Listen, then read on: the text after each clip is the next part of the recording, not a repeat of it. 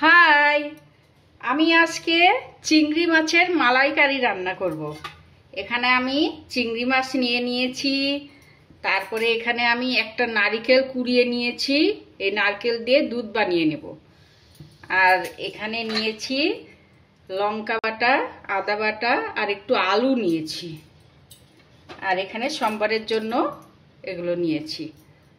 তো প্রথমে আমি নারকেলটাকে একটু গরম জল দেব। একটু গরম জল করে নিয়েছি, এই নারকেলের মধ্যে দিব। দিয়ে একটু ঢেকে রেখে দিলেই এর দুধ হয়ে যাবে। এই যে দেখুন, নারকেলটা গরম জল দিয়ে রেখে দিলাম।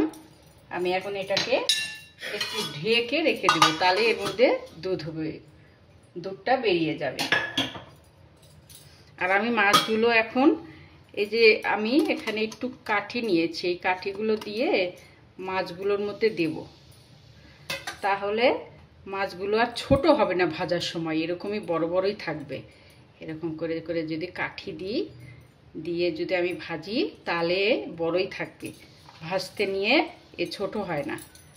এজন্য আমি একটু এই দাঁত খোসানোর কাঠি দিয়ে এর ভিতরে দিয়ে আমি ভাজবো।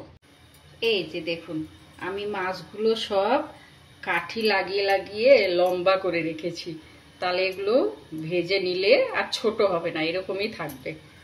তো আমি এর মধ্যে প্রথমে লবণ হলুদ দিয়ে মাখিয়ে নেব। 1 চামচ লবণ দিয়ে দিচ্ছি,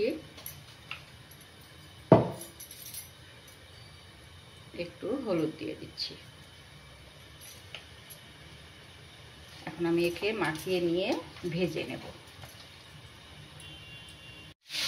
এই যে দেখুন, আমি নারকেল কোরানো দিয়ে দুধটা যে বানিয়ে নিয়েছি, এটাকে একটু ছেঁকে নিব।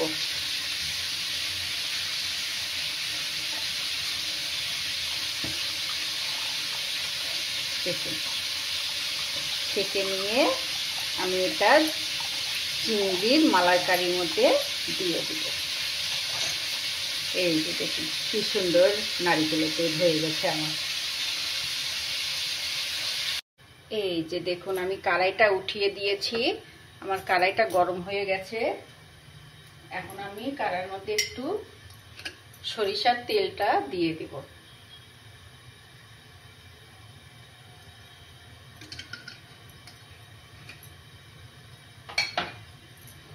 এখন আমি মাছগুলোকে ভেজে নেব।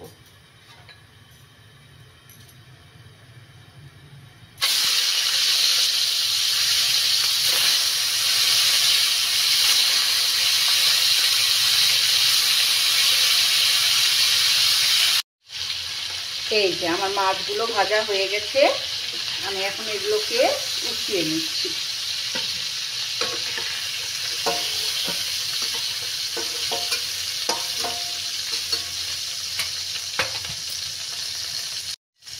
এখন আমি এই তেলের মধ্যে সম্বারটা দিয়ে দেব।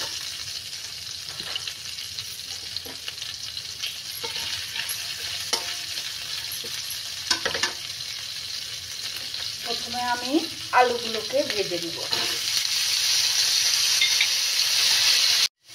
এই যে আমার আলুগুলো ভেজে নেওয়া হয়ে গেছে। এখন আমি বাটা ঘষাটা দিয়ে দেব। প্রথমে একটু লঙ্কা বাটা দিচ্ছি, তারপরে আদা বাটা,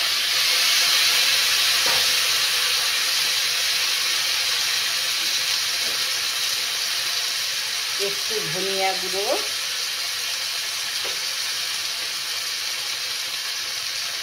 একটু জিরা গুঁড়ো আর একটু হলুদের গুঁড়ো। এখন আমি মশলাটাকে ভালো করে ভেজে নিব।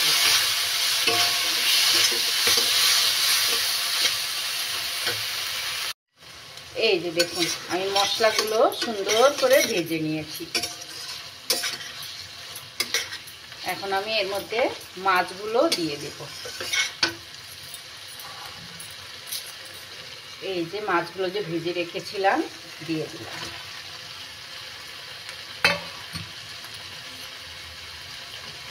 এখন আমি যে নারকেলের দুধটা বানিয়ে নিয়েছি ওটাকে দিয়ে দেব।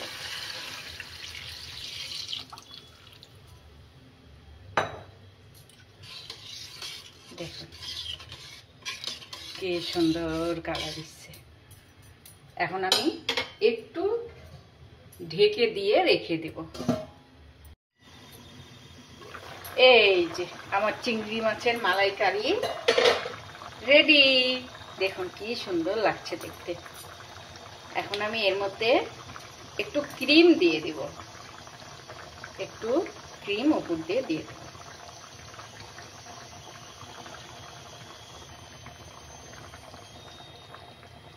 হয়ে গেল আমার চিংড়ি মাছের মালাইকারি।